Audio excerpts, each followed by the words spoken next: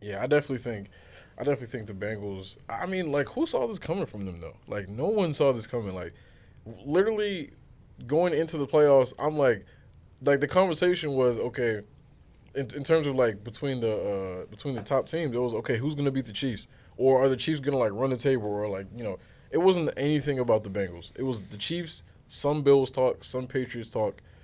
And The then Patriots talk was delusional. It was delusional.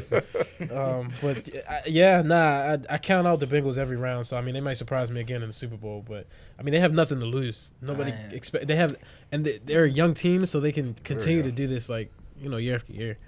I just want to know where this puts Joe Burrow and like the QB talk. Honestly, truthfully, I'll be very well. He's better than Herbert. It's crazy because we said a few episodes Yeah, ago. we did. A few Herbert was episodes the ago, guy. we would take Herb, and I think Malik said Kyler, if I'm not mistaken. Yeah. And One I, game don't define somebody. That's all I'm gonna say. Without And the that's best receiver. And it says the same thing about Facts. yeah, without the best receiver. And one game don't define nobody. When I say the same thing about Joe Burrow, so it's like But it hasn't been one game. I understand. I was about to say, three games.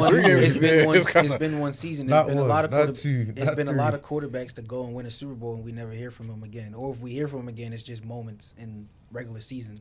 Yeah, it's definitely a lot of one-hit wonders. You know, that I you think just like. But I- he's not a one-hit wonder. I don't think he's.